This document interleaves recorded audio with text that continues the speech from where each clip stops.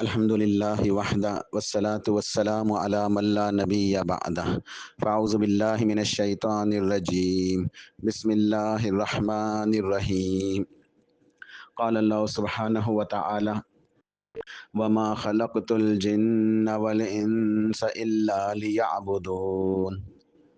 اللہ سبحانہ وتعالی نے جن و انس کو پیدا کیا اپنی توحید کے لیے، اپنی عبادت کے لیے۔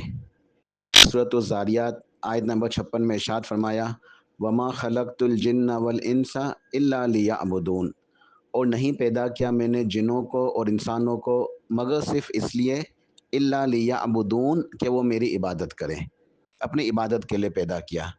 الا لیعبدونی کی جو تفسیر سیدنا عبداللہ بن عباس رضی اللہ تعالیٰ عنہما جو مفسر قرآن ہیں ان سے جو منقول ہے وہ ہے الا لیوحدون، اللہ لیوحدونی، تاکہ وہ میری توحید کو اختیار کریں۔ تو اللہ تعالیٰ نے انسانوں اور جنوں کو پیدا کیا ہے اپنی توحید کے لیے۔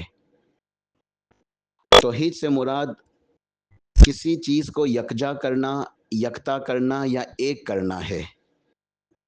لغت میں توحید کا مصدر یا اس کا مادہ، اس کا جو روٹ ورڈ ہے وہ واو ہا دال، وحدہ یا یوحد احد، حمزہ ہا دال سے ہے۔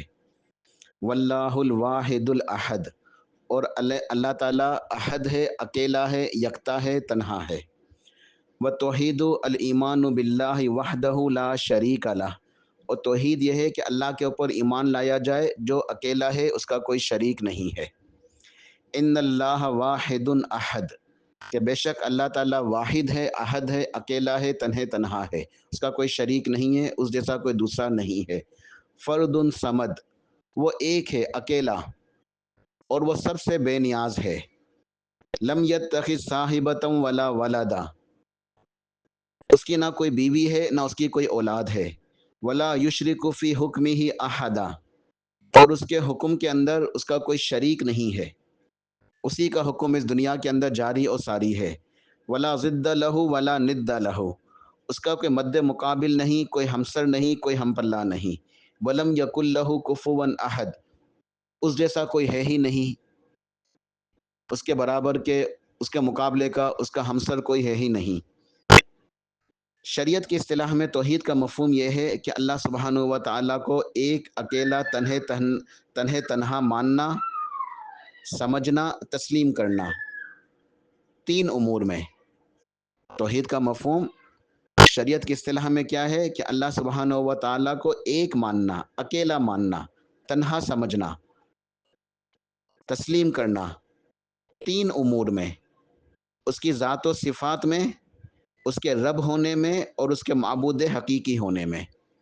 ان تین امور کے اندر کہ اس کی ذات و صفات میں، اس کے رب ہونے میں، اس کے معبود حقیقی ہونے میں اللہ تعالیٰ کو ایک ماننا، اکیلا ماننا، تنہا ماننا، تسلیم کرنا، سمجھنا، یعنی اس بات کا اعتقاد رکھنا، اس بات کا یقین رکھنا، اس بات کے اوپر ایمان لانا کہ اللہ تعالیٰ کی ذات و صفات میں بھی اس کا کوئی شریک نہیں ہے، اس کے رب ہونے میں بھی اس کا کوئی شریک نہیں ہے، اور وہی معبود حقیقی ہے، اس کے سوا کوئی معبود نہیں ہے۔ اہل علم نے توحید کو سمجھانے کے لیے، آسان کرنے کے لیے کتاب و سنت کی روشنی میں توحید کی تین اقسام بیان کی ہیں تاکہ توحید اچھی طرح سمجھ میں آ جائے، اس لیے اہل علم نے یہ تین اقسام بیان کی ہیں، اور یہ کتاب و سنت سے ماخوذ ہیں۔ یہ کتاب و سنت سے ہی، یعنی قرآن اور حدیث سے ہی لی گئی ہیں۔ یہ توحید کی تینوں اقسام یہ علماء نے صرف سمجھانے کے لیے بیان کی ہیں تاکہ لوگوں کو اللہ کی توحید اچھی طرح سمجھ میں آ جائے۔ تو توحید کی تین اقسام ہیں: ربوبیت، الوہیت یا عبادت، اور اسماء و صفات۔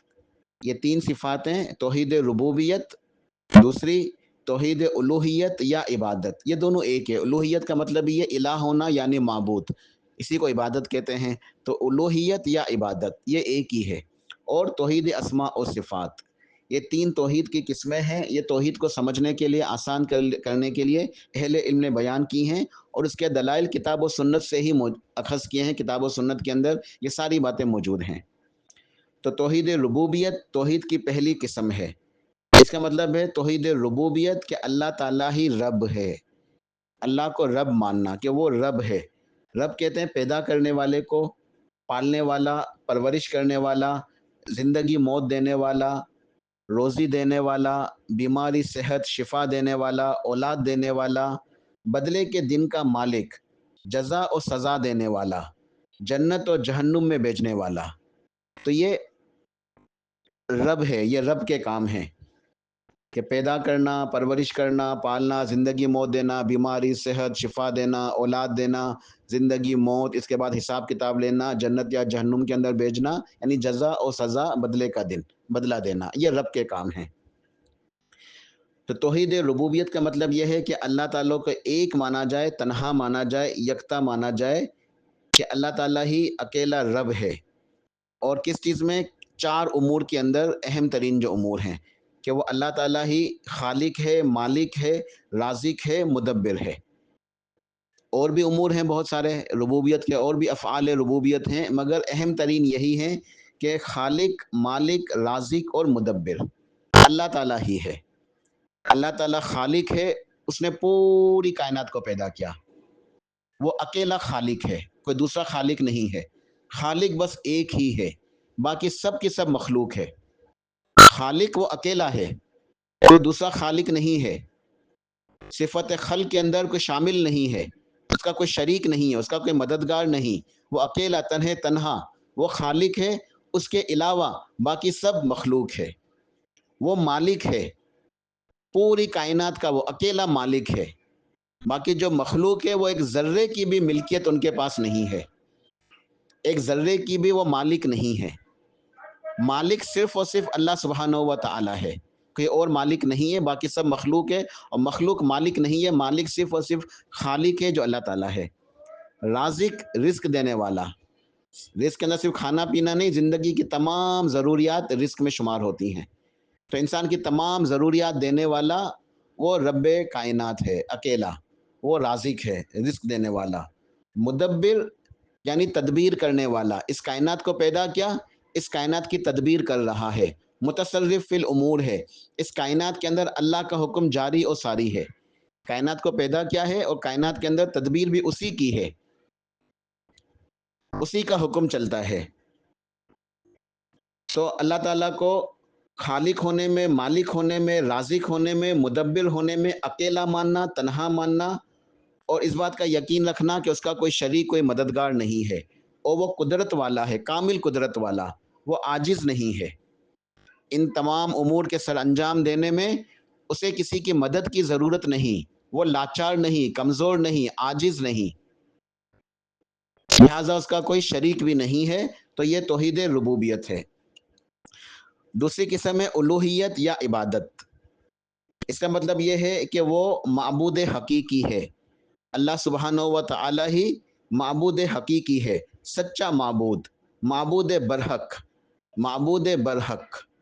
باقی جن جن کو پکارا جاتا ہے، امیدیں رکھی جاتی ہیں اللہ کے علاوہ، جن کو مشکل کشا، حاجت روا سمجھا جاتا ہے، کسی بھی اعتبار سے، کسی بھی طرح سے کچھ نہ کچھ ان کو اختیارات سمجھے جاتے ہیں، دیے جاتے ہیں، اللہ تعالیٰ کو شریک مقرر کیا جاتا ہے، وہ سب کے سب جھوٹے ہیں، باطل ہیں، غیر حقیقی ہیں، وہ معبود نہیں ہے، وہ انسانوں کے اپنے اختیار کیے ہوئے، منتخب کیے ہوئے، خود بنائے ہوئے ہیں۔ اللہ تعالیٰ معبود حقیقی ہے، سچا معبود، معبود برحق۔ باقی جو ہیں وہ سب کے سب جھوٹے ہیں، باطل ہیں، غیر حقیقی ہیں۔ ہم نے ان کا انکار کرنا ہے، ان کی تکذیب کرنی ہے، ان کو ٹھکرانا ہے، ان کا رد کرنا ہے، تب جا کے توحید کا مفہوم ادا ہوتا ہے۔ کلمہ توحید لا الہ الا اللہ، اس کا مطلب یہی ہے، نفی اور اثبات کے ساتھ۔ لا الہ سب کی نفی، من دون اللہ اللہ کے علاوہ سب کی نفی کرو، سب کا رد کرو، سب کو ٹھکراؤ کہ کوئی معبود نہیں، کوئی مشکل کشا نہیں، کوئی حاجت روا نہیں، کوئی غوث نہیں، کوئی دستگیر نہیں، سب کا انکار کر کے الا اللہ، توحید کو، عبادت کو خالص ثابت کرو صرف اور صرف اللہ کے لیے، کہ عبادت کی ہر قسم صرف اللہ کے لیے ہے۔ عبادت کے جتنے بھی امور ہیں، تمام اقسام کی عبادتیں صرف اور صرف اللہ کے لیے ہیں۔ تو عبادت کو ثابت کرو صرف اللہ کے لیے، اور غیر اللہ کے لیے انکار کرو، نفیاً و اثباتاً، تو یہ توحید کا مفہوم پورا ہوتا ہے۔ یہی معنی ہے لا الہ الا اللہ، کہ اللہ کے سوا کوئی معبود حقیقی نہیں ہے، کوئی معبود برحق نہیں ہے، کوئی سچا معبود نہیں۔ اللہ کے علاوہ جو ہیں وہ سب کے سب معبودان باطلہ ہیں، ان کی تکذیب کرنی ہے، ان کا رد کرنا ہے۔ سچا معبود، حقیقی معبود صرف اور صرف اللہ ہے۔ لہٰذا اپنی تمام کی تمام عبادتوں کو، ہر قسم کی عبادتوں کو، ہر طرح کی عبادتوں کو خالصتاً صرف اور صرف اللہ کے لیے سر انجام دینا ہے، اور اس کے اندر شرک نہیں کرنا، شرک سے بچتے ہوئے اخلاص کے ساتھ اپنی ہر طرح کی تمام عبادتیں خالص اللہ کے لیے کرنی ہے۔ قل ان صلاتی و نسکی و محیای و مماتی للہ رب العالمین لا شریک لہ وبذالک امرت وانا اول المسلمین۔ اللہ تعالیٰ نے ارشاد فرمایا سورۃ الانعام کے اندر، اے میرے حبیب صلی اللہ علیہ وسلم، آپ ارشاد فرما دیجئے کہ بے شک میری نماز، میری قربانی، میرا جینا، میرا مرنا، میری تمام کے تمام عبادتیں، تمام کے تمام امور للہ رب العالمین، اللہ رب العالمین کے لیے ہیں، اس کا کوئی شریک نہیں ہے۔ تو یہ توحید الوہیت یا توحید عبادت ہے۔ تیسری قسم ہے توحید اسماء و صفات۔ اس بات کا یقین رکھنا کہ اللہ تعالیٰ کے اچھے اچھے پیارے پیارے پاکیزہ خوبصورت نام ہیں، اور اچھی اچھی پیاری پیاری پاکیزہ مکمل خوبصورت صفات ہیں۔ اللہ کے اسماء یعنی اللہ کے نام اور اللہ کی صفات، ان کے اوپر ایمان لانا، یہ عقیدہ رکھنا کہ اللہ تعالیٰ اپنے اسماء و صفات کے اندر، اپنے ناموں کے اندر اور اپنے صفات کے اندر اکیلا ہے، یکتا ہے، تنہا ہے، ان میں اس کا کوئی شریک نہیں ہے یا مماثل نہیں ہے۔ اللہ تعالیٰ کے اسماء و صفات میں اللہ تعالیٰ کا نہ کوئی شریک ہے، نہ کوئی مماثل۔ مماثل کہتے ہیں یعنی اس جیسا، اس کی مثال، اس جیسا کوئی نہیں ہے۔ تو اللہ تعالیٰ کے تمام اسماء و صفات کو ہم نے ماننا ہے، اس کے اوپر ایمان لانا ہے، کس طرح جیسے وہ نازل ہوئی، بغیر تحریف کے، بغیر تمثیل کے، بغیر تعویل کے، بغیر تحقیف کے، یعنی اس کے اندر تحریف نہیں کرنی۔ جیسے اللہ کی اسماء و صفات نازل ہوئی ہیں کتاب و سنت کے اندر، قرآن و حدیث کے اندر، ان کے اوپر ویسے ایمان لانا ہے بغیر کسی تحریف کے، اس میں کوئی تحریف، کوئی تبدیلی نہیں کرنی، کوئی اضافہ، کوئی کمی بیشی نہیں کرنی، کوئی تمثیل، اس کی مثال نہیں بیان کرنی کہ اللہ کی فلاں صفت فلاں کی طرح ہے، نہیں، لیس کمثلہ شیء، اس کی کوئی مثال بیان نہیں کرنی۔ تعویل، اس کی کوئی تعویل نہیں کرنی، اس کا کوئی دوسرا معنی نہیں نکالنا، اپنی طرف سے کوئی معنی نہیں دینا، جو ظاہری معنی بنتا ہے اسی ظاہری معنی کے اوپر ایمان رکھنا ہے کہ اللہ کی فلاں صفت، اس صفت کا ظاہری معنی یہ بنتا ہے تو اسی صفت کو اسی طرح مانیں گے۔ یہ نہیں کہیں گے نہیں اس صفت کا معنی یہ نہیں ہے، اس کا مفہوم یہ نہیں ہے، اس کی تفسیر یہ نہیں ہے، اس میں اپنی مرضی سے اس کے معنی کو بدلنا نہیں ہے۔ جو ظاہری معنی ہے اسی ظاہری معنی کے مطابق اس کے اوپر ایمان لانا ہے، بغیر تحقیف کی، یعنی اس کی کیفیت بیان نہیں کرنی کہ اللہ کی فلاں صفت اس طرح ہے، اس کی کیفیت اس طرح ہے، نہیں، اس کی کیفیت ہم سمجھ نہیں سکتے اور نہ سمجھنے کی ضرورت ہے۔ اللہ کی صفت کیسے ہے؟ جیسے اس کے لائق، جیسے اس کی شان کے لائق، جیسے اس کی عظمت کے لائق، کما یلیق لجلالہ و عظمتہ۔ اللہ کی صفات کیسی ہیں؟ جیسے اس کی شان، اس کی عظمت، اس کے جلال کے لائق۔ ہم اس کی کیفیت کو نہ سمجھ سکتے ہیں اور نہ سمجھنے کی ضرورت ہے۔ تو یہ توحید اسماء و صفات ہے۔ تو یہ توحید کی تین اقسام ہیں، یہ سب کی سب کتاب و سنت سے ہی ماخوذ ہیں۔ اللہ پاک نے ارشاد فرمایا سورہ بقرہ کے اندر، یا ایھا الناس اعبدوا ربکم الذی خلقکم والذین من قبلکم لعلکم تتقون۔ آیت نمبر 21 سورۃ البقرہ، یا ایھا الناس، اے لوگوں، اعبدوا ربکم، عبادت کرو اپنے رب کی، اے لوگوں اپنے رب کی عبادت کرو، الذی خلقکم، جس نے تمہیں پیدا کیا۔ رب وہ ہے جس نے تمہیں پیدا کیا، اپنے اس رب کی عبادت کرو جو تمہارا پیدا کرنے والا ہے، والذین من قبلکم، تم سے پچھلے لوگوں کو بھی اس اللہ نے پیدا کیا، لعلکم تتقون، تاکہ تم نیک بن جاؤ، متقی بن جاؤ، پرہیزگار بن جاؤ۔ الذی جعل لکم الارض فراشا، وہ رب جس نے تمہارے لیے زمین کو بچھا دیا، والسماء بناء، آسمان کی چھت بنائی، وانزل من السماء ماء، اس آسمان سے پانی اتارا، بارش برسائی تمہارے لیے، فاخرج به من الثمرات، تاکہ اس بارش کے ذریعے تمہاری روزی کا انتظام کرے، رزقا لکم، اس بارش کے ذریعے کھیتیاں پیدا ہو، اناج پیدا ہو، رزقا لکم، تمہاری روزی کے لیے۔ فلا تجعلوا للہ اندادا وانتم تعلمون، پس اب تم جانتے بوجھتے ہوئے بھی اللہ کے ساتھ کسی کو مقرر نہ کرو، کوئی شریک نہ بناؤ۔ جب تم سب کچھ دیکھتے ہو، اللہ کی زمین پہ تم چلتے ہو، اللہ کی فضاؤں میں تم سانس لیتے ہو، آسمانوں کو تم دیکھتے ہو، زمین پہ تم چلتے ہو، اللہ کی نعمتوں کو تم استعمال کرتے ہو، تو اب جانتے بوجھتے ہوئے بھی کفران نعمت نہ کرو، اللہ کے ساتھ کسی کو مقرر نہ کرو، کوئی شریک نہ بناؤ۔ تو ان دونوں آیتوں میں اللہ تعالیٰ نے اپنی مکمل توحید بیان کی ہے۔ اے لوگو، اپنے اس رب کی عبادت کرو جس نے تمہیں پیدا کیا ہے، جس نے تمہارے لیے زمین کو بچھونا بنایا، زمین بچھا دی، تم چلتے پھرتے ہو، کام کاج کرتے ہو، آسمان کو چھت بنا دیا تمہارے اوپر، آسمان سے تمہارے لیے بارشیں برسائیں، زمین سے اناج اگایا، تم اللہ کی روزی کو استعمال کرتے ہو، اللہ کی فضاؤں میں سانس لیتے ہو، اب تم جانتے بوجھتے ہوئے بھی شرک کرتے ہو۔ اللہ نے مکمل توحید یہاں بیان کی۔ آیت نمبر 63 سورہ بقرہ میں ارشاد فرمایا وَإِلَٰهُكُمْ إِلَٰهٌ وَاحِدٌ لَا إِلَٰهَ إِلَّا هُوَ هُوَ الرحمن الرحیم۔ وَإِلَٰهُكُمْ إِلَٰهٌ وَاحِدٌ، اور تمہارا معبود ایک اکیلا معبود ہے۔ اے لوگوں سمجھ لو اچھی طرح، تمہارا معبود ایک اکیلا ہے، لا الہ الا ہو، اس کے سوا کوئی معبود حقیقی نہیں ہے، وہی سچا معبود ہے، وہی عبادت کے لائق ہے۔ هو الرحمن الرحیم، اب وہ چونکہ معبود ہے، اکیلا ہے، اس کا کوئی شریک نہیں، طاقت والا ہے، قوت والا ہے، مکمل اختیارات والا ہے، تو اگر وہ تمہارے اوپر ظلم کرے تو اسے کون روک سکتا ہے؟ دنیا کے اندر ہوتا ہے نا، اگر کسی کو زیادہ اختیارات مل جاتے ہیں وہ ظلم و زیادتی کرتا ہے۔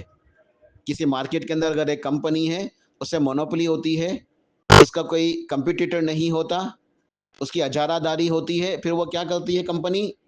جیسے چاہے اپنے پرائس مقرر کرے اپنے پروڈکٹس کے، جیسے چاہے جو ہے وہ سروسز دے، لوگ مجبور ہے خریدنے کے لیے، کیوں؟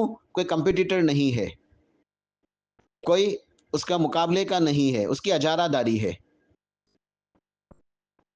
تو پھر وہ ناجائز فائدہ اٹھاتی ہے کمپنی، ناجائز منافع کماتی ہے۔ تو یہ دنیا کے معاملات کے اندر ہوتا ہے، کوئی بادشاہ ہے اختیارات والا، پھر وہ ظلم و زیادتی کرتا ہے۔ تو اللہ تعالیٰ تو تمام کے تمام اختیارات کا مالک ہے، تمام کی تمام قدرتوں کا مالک ہے، اس سے کوئی پوچھ نہیں سکتا، کوئی روک ٹوک نہیں کر سکتا اس سے کوئی حساب نہیں لے سکتا، تو وہ جو جی چاہے کرے؟ نہیں۔ فرمایا جہاں اللہ نے خبر دی وَإِلَٰهُكُمْ إِلَٰهٌ وَاحِدٌ، لوگو تمہارا معبود تو صرف ایک ہے، لا الہ الا ہو، وہی تمہارا معبود حقیقی ہے، لہذا اسی کی عبادت کرو، مگر یاد رکھنا وہ ظلم نہیں کرتا، وہ زیادتی نہیں کرتا، وہ اکیلا ہے، وہ لا شریک لا ہے، وَإِنَّ اللَّهَ عَلَىٰ كُلِّ شَيْءٍ قدیر ہے، وہ قہار ہے، زبردست ہے، وہ عزیز ہے، غالب ہے، غلبے والا ہے، قدرت والا ہے، مگر هو الرحمن الرحیم، بہت بہت زیادہ کثرت سے مبالغے کے ساتھ رحم کرنے والا ہے، مہربانی کرنے والا ہے، ارحم الراحمین ہے، وہ معبود حقیقی ہے اور بہت زیادہ رحم کرنے والا، مہربانی کرنے والا، لطف و کرم کرنے والا، تمہارا خیال رکھنے والا، تمہارے اوپر شفقت کرنے والا، وہ رب رحمان ہے، وہ ارحم الراحمین ہے، وہ رحمان ہے، وہ رحیم ہے۔ تو یہ اللہ تعالیٰ کی اسماء و صفات، اللہ کی توحید، اللہ کی ربوبیت، سب اللہ تعالیٰ نے قرآن پاک کے اندر بیان کی ہیں۔ خبر دی اس آیت کے اندر کہ معبود ایک اکیلا ہے، وہ عبادت کے لائق ہے، مگر وہ بہت زیادہ مہربان ہے، رحیم ہے، کریم ہے، شفیق ہے، اپنے بندوں کے اوپر معاف کرنے والا ہے، مہربانی کرنے والا ہے، لطف و کرم کرنے والا ہے، اور مبالغے کے ساتھ بہت زیادہ رحمان اور رحیم ہے۔ سورہ اعراف میں ارشاد فرمایا آیت نمبر 7 وَلِلَّهِ الْأَسْمَاءُ الْحُسْنَىٰ فَادْعُوهُ بِهَا، اور اللہ تعالیٰ کے اچھے اچھے پیارے پیارے پاکیزہ نام ہیں، ان ناموں سے اللہ کو پکارو، اللہ کو یاد کرو، اللہ کا ذکر کرو، اللہ سے دعائیں مانگو، اللہ کے ناموں کے وسیلے سے اللہ سے دعائیں مانگو۔ سورہ شورى آیت نمبر 11 میں ارشاد فرمایا لَيْسَ كَمِثْلِهِ شَيْءٌ وَهُوَ السَّمِيعُ الْبَصِيرُ، کہ اس کی کوئی مثال نہیں ہے، اس جیسا کوئی نہیں ہے، اور وہ خوب اچھی طرح سننے والا، خوب اچھی طرح دیکھنے والا ہے۔ تو اللہ تعالیٰ کی یہ توحید، توحید ربوبیت، توحید الوہیت یا عبادت، اور توحید اسماء و صفات، یہ قرآن پاک کے اندر مکمل بیان کی ہے اللہ پاک نے۔ قرآن پاک شروع کرتے ہیں، پہلا صفحہ، پہلی آیت، بسم اللہ الرحمن الرحیم، اللہ کی توحید سے شروع ہوتی ہے، کہ شروع اللہ تعالیٰ کے نام سے جو بہت زیادہ مہربان ہے، رحمان ہے، رحیم ہے، الحمدللہ رب العالمین، تمام کی تمام تعریفیں حمد کے ساتھ، تمام کی تمام حمد و ثنا شکر کے ساتھ اللہ کے لیے ہے جو رب العالمین ہے، تمام جہانوں کا پروردگار، تمام جہانوں کو پالنے والا، پوری کی پوری کائنات کو پالنے والا۔ الحمدللہ رب العالمین، تمام کی تمام تعریف حمد شکر کے ساتھ اللہ کے لیے ہے جو رب العالمین ہے۔ الرحمن الرحیم، پھر تکرار ہوئی، پھر ریپیٹ کیا کہ وہ رحمان ہے، وہ رحیم ہے، وہ ظلم نہیں کرتا، زیادتی نہیں کرتا، وہ بہت زیادہ مہربانی کرنے والا، رحمت کرنے والا ہے، رحمان ہے، رحیم ہے، رحمتوں والا ہے، رب رحمان ارحم الراحمین ہے۔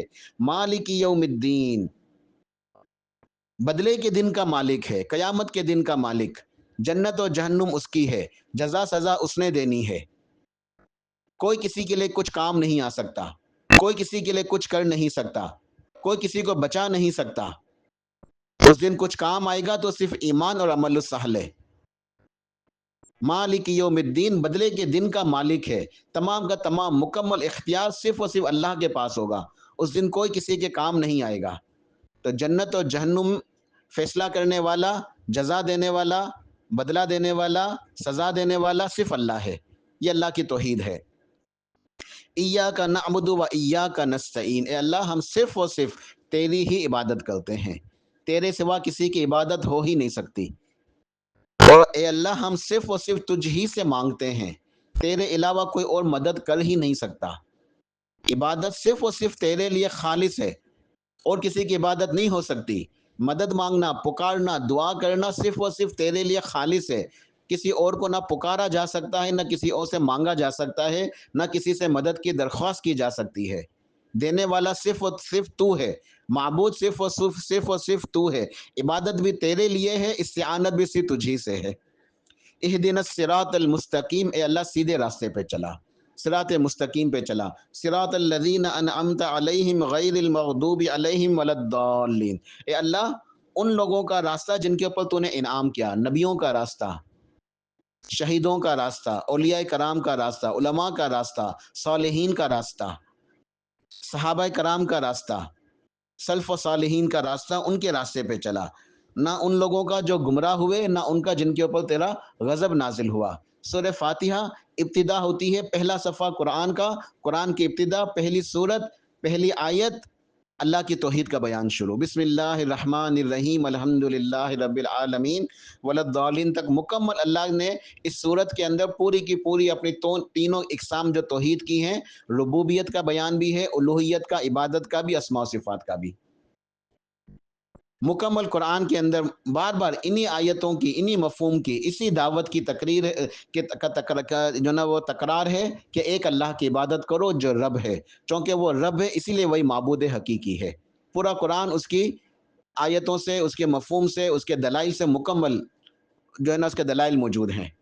آخری صفحے پہ آتے ہیں، قل اعوذ برب الفلق، آخری آیتیں معوذتین، سورہ فلق، سورہ ناس، قل اعوذ برب الفلق، آپ کہیے کہ میں پناہ میں آتا ہوں جو صبحوں کا رب ہے، صبحوں کے رب کی، جہاں جہاں صبح ہوتی ہے وہ پورے کا پورا ملک اللہ کا ہے جو رب العالمین ہے، اس رب کی میں پناہ میں آتا ہوں، اس کی حفاظت میں آتا ہوں۔ من شر ما خلق، اس شر سے جو اس نے پیدا کیا، تمام مخلوقات کے شر سے، کہ تمام مخلوقات کو خلق دینے والا اس کا خالق کون ہے؟ جو رب ہے، اللہ تعالیٰ۔ قل اعوذ برب الناس، آپ کہیے کہ میں پناہ میں آتا ہوں جو لوگوں کا رب ہے، برب الناس، لوگوں کا رب، ملک الناس، لوگوں کا بادشاہ، شہنشاہ جس کا حقیقی حکم چلتا ہے، مالک حقیقی، الہ الناس جو لوگوں کا معبود ہے، لوگوں کا معبود ہے۔ توحید ربوبیت، توحید عبادت، توحید اسماء و صفات مکمل بیان ہوئی سورہ فلق، سورہ ناس کے اندر بھی۔ تو سورہ فاتحہ سے لے کے سورہ فلق اور سورہ ناس تک مکمل قرآن اللہ کی توحید کے دلائل سے بھرا ہوا ہے۔ سنت کی بات کریں، احادیث کے اندر بہت ساری احادیث ہیں، صرف دو احادیث کا انشاءاللہ ذکر کر کے بعد مکمل کرتا ہوں۔ پہلی حدیث ترمذی کی ہے، نبی علیہ الصلوۃ والسلام نے سیدنا عبداللہ بن عباس رضی اللہ عنہما کو نصیحت فرمائی تھی، تو ارشاد فرمایا تھا، اذا سألت فاسأل اللہ واذا استعنت فاستعن باللہ، کہ تمہیں جب بھی سوال کرنا ہو اللہ ہی سے سوال کرو، جب بھی دعا مانگنی ہو اللہ ہی سے دعا مانگو، اللہ ہی سے دعا مانگو، اور جب بھی تمہیں مدد چاہیے اللہ ہی سے مدد طلب کرو۔ دعا بھی اللہ کے لیے، پکار خالص اللہ کے لیے، مدد صرف اللہ سے مانگو، پکارو اللہ کو، مانگو اللہ سے، دعائیں کرو اللہ سے، براہ راست، ڈائریکٹ، بغیر وسیلے، بغیر واسطے کے۔ یہ اللہ کی توحید۔ ترمذی کے اندر یہ کوئی روایت ہے، مسند احمد میں بھی ہے، ابن حبان کے اندر بھی موجود ہے۔ ابو امامہ باہلی رضی اللہ عنہ ارشاد فرماتے ہیں کہ حجۃ الوداع کے موقع پر جب دین کی تکمیل ہوئی، الیوم اکملت لکم دینکم واتممت علیکم نعمتی ورضیت لکم الاسلام دینا، آیت نازل ہو گئی، تکمیل دین کی آیت۔ اس موقع کے اوپر ان حج کے جو مناسک کی ادائیگی کے دوران نبی علیہ الصلوۃ والسلام نے صحابہ کرام کو مختلف مواقع کے اوپر مختلف نصیحتیں فرمائیں، وعظ فرمایا، خطبہ ارشاد فرمایا۔ تو ان نصیحتوں کے اندر آپ نے یہ نصیحت بھی ارشاد فرمائی، یا ایھا الناس، اے لوگو، اعبدوا ربکم، اپنے رب کی عبادت کرو، اعبدوا ربکم، اپنے رب کی عبادت کرو، وصلوا خمسکم، اپنی 5 نمازیں ادا کرو، وصوموا شہرکم، اپنے رمضان کے روزوں کی حفاظت کرو، رمضان کے روزے رکھو، وادوا زکاۃ اموالکم، اپنے مالوں کی زکوٰۃ ادا کرو، واطیعوا ذا امرکم، جو تمہارے ولی الامر ہیں، حکمران ہیں، ان کی اطاعت کرو، تدخلوا جنت ربکم، اپنے رب کی جنت میں پہنچ جاؤ، اپنے رب کی جنت میں سلامتی سے داخل ہو جاؤ، بغیر جہنم میں جائے۔ اگر تم اپنے رب کی عبادت کرو گے، اپنی نمازوں کی حفاظت کرو گے، دین کے احکامات کو مانو گے، روزے رکھو گے، زکوٰۃ ادا کرو گے، دیگر دین کی شریعت کی باتوں کو مانو گے، اللہ کی عبادت کرو گے، شرک سے بچو گے، سیدھے اپنے رب کی جنت میں جاؤ گے۔ تو یہ اللہ کی توحید ہے جس کے لیے اللہ تعالیٰ نے ہمیں پیدا کیا ہے۔ اللہ سبحانہ و تعالیٰ سے دعا ہے کہ اللہ سبحانہ و تعالیٰ ہمیں توحید کا صحیح فہم عطا فرمائے، توحید کو سمجھنے کی توفیق عطا فرمائے، توحید کو اختیار کرنے کی توفیق عطا فرمائے، اور توحید کے مطابق زندگی گزارنے کی توفیق عطا فرمائے۔ اسی توحید کی دعوت کو آگے پھیلانے کی، اس کے نشر و اشاعت کی توفیق عطا فرمائے۔ آمین برحمتک یا ارحم الراحمین۔ سبحان ربک رب العزت عما یصفون وسلام علی المرسلین والحمد للہ رب العالمین۔